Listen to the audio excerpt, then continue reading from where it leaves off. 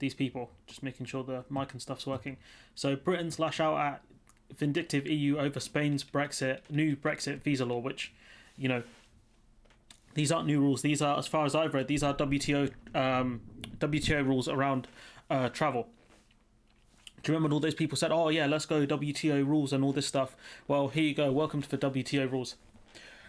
Britons are angry about this. So this is Britons being angry about the end of freedom of movement, essentially. And we'll watch this interview with this guy, Joshua Mackenzie something, whatever his name is.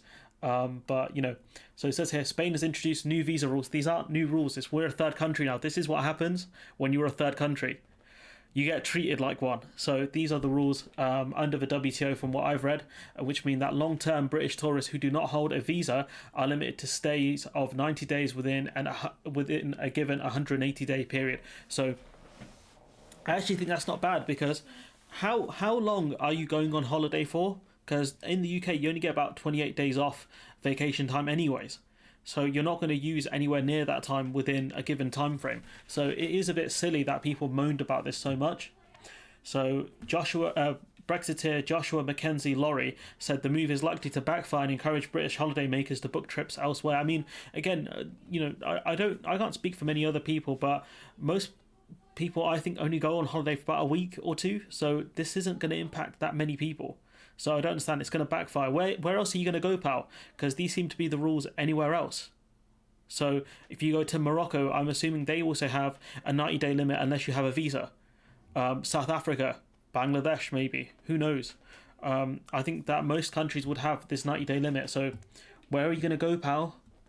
So the express.co.uk readers appear to agree with the commentator, with hundreds vowing to boycott European holidays in the future. Yeah, sure, mate. Sure, yeah, I'm sure you're gonna stay in a country. You'd rather stay in a country where it's still raining in May. It's still wet in May, fam. Why? Yeah, you're gonna not go to Alicante or wherever the hell you guys go. You're gonna stay in the UK. You're gonna staycation. You know, we've just seen a ton of people from the UK go to places like Spain and Portugal. Some of these countries are on the amber list, and people still went. So this argument these people are making is clearly not true, because there'll still be massive amounts of people going on holiday to these countries. They might not be able to stay as long. They can't own holiday homes there as easily, but they're still going to go. So, you know, these people are just absolute frauds, because I doubt they would have gone to Spain anyways. They're the type of people to go to Skeg Vegas or somewhere else. So Mackenzie Laurie, senior research executive at Get Britain Out, said that whether the actual policing of things and the 90 days that people stay, when it comes down to the Spanish border police to make those decisions, which, you know, they will probably, you know, if you're found to be breaking the rules and you're causing trouble, they'll most likely kick you out. I don't think they'll enforce these rules massively aggressively to the point where they're going to hunt people down, etc. But you know, I think if you're caught breaking the rules, they're going to evict you, and it does cause other problems for you to travel there. If the consistency is that the UK are being turned away, rejected from entering Spain, then Brits will look elsewhere to go on holiday. Where else are you going to go, buddy? That's the question. So if we cut to the video of this, this is just phenomenal. We'll never go back to pre-Brexit levels, just simply because the European Union Commission won't allow it, and they need to. They won't allow it because these are WTO rules, and we're a third country now, buddy. These are the rules for third countries. We became a third country. So these rules already existed. Like, these people don't understand for things like shellfish. And once you've come out, once you've ended free movement, that's when you become a third country. That's when you get hit with the third country rules. These already existed. To be able to show that strong force against the United Kingdom in their mind of saying, look, you've left, so now things are worse in their mind, is what, at least what is going to happen. Whether the actual policing of things, maybe, and the, say, the 90 days of people staying, when it comes down to it, it comes down to Spanish border patrols and border police to make those decisions. And if the consistency is that the people are being turned away, rejected from entering Spain, then yeah, Brits will look elsewhere to go on holiday, will look elsewhere to buy. I mean, you've literally got this story here, which is they tried to get to Spain early, which they couldn't do unless they had a Spanish residency or a visa, as far as I know of. So people are already rushing to Spain, despite what the rules are. So this guy is a massive fraud. These people already going to Spain despite the requirements. Buy properties abroad, and the Alicante and that whole area of Spain will suffer the consequences of that. And as we've said before, the UK is very much approached this as friends and partners. No, we're not. If we're friends and partners, why are we constantly threatening things like the Northern Ireland Protocol? Why are we constantly threatening unilateral action? We're not acting as friends or partners. We're acting as, yo, know your place, other countries in Europe, because we're the big dog. Remember World War II? That's what we are. But the EU has completely gone the other way and is trying to consistently undermine the UK on the global stage. Again, I thought we were so powerful. How can the EU undermine us? I thought we were a big superpower. I thought we were mighty UK. How are we getting undermined by the puny EU? So, this guy is just, the arguments he's making here are just ridiculous. UK citizens' rights in the EU, and it's not necessarily even just about people going on holiday. It's about also them, people who live there already, and they have the right to stay. Well, the ones who had the right to stay, as we've covered before, should have applied for residency. They didn't, hence why they were asked to leave the country. So, this guy, he's just constantly lying here. And the fact that, this is the Express, so what do you expect? But the people who had the right to stay in Spain could have stayed in Spain because they would have residency. So, why are you lying for? I know why he's lying, but come on, dude. And whether they have the right access to open bank accounts, all these sort of things, healthcare, trains, driving licenses, things that they need in order to do and make a living. And if those things are being cut off, then not just people from the UK, but people from around the world may end up saying, okay, then we're not going to try and work in Spain and the European Union if they're going to behave in this way to third countries. I mean, these are the rules for third countries. Like, you've just admitted it there. So people who want to work in Spain from third countries have to get, visas, etc. to work there. Like, this is normal.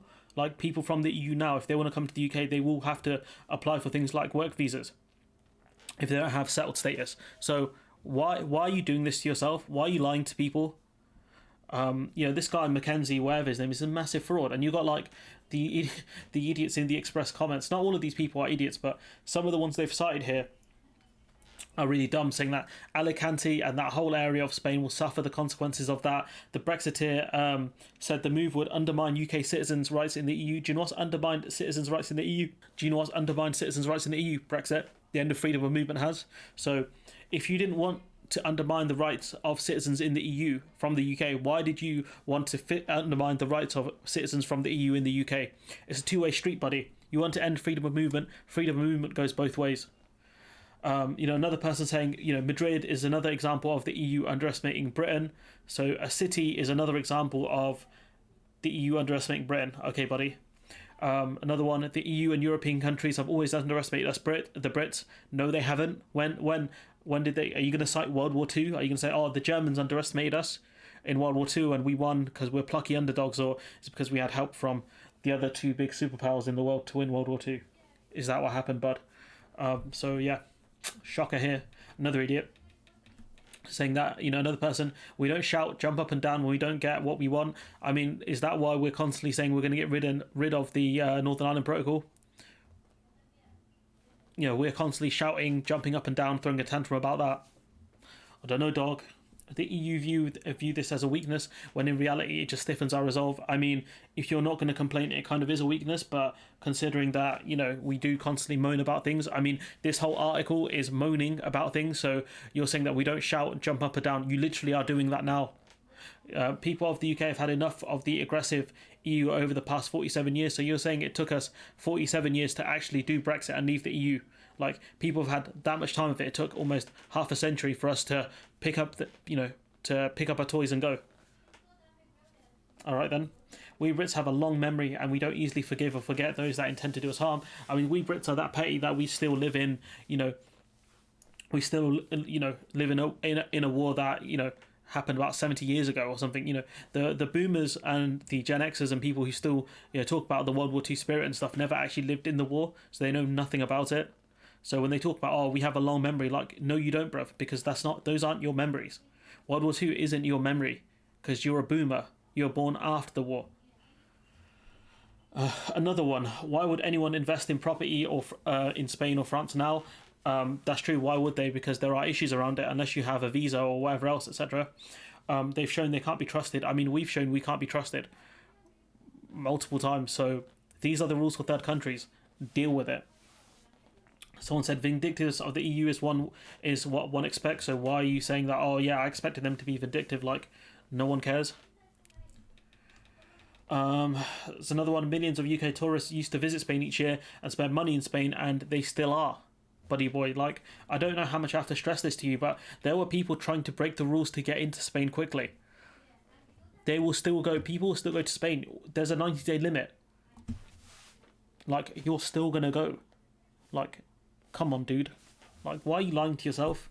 Plenty of other countries in the world would welcome UK tourists for the money. So we've already ruled pretty much Europe out because most countries in Europe will follow these rules, right?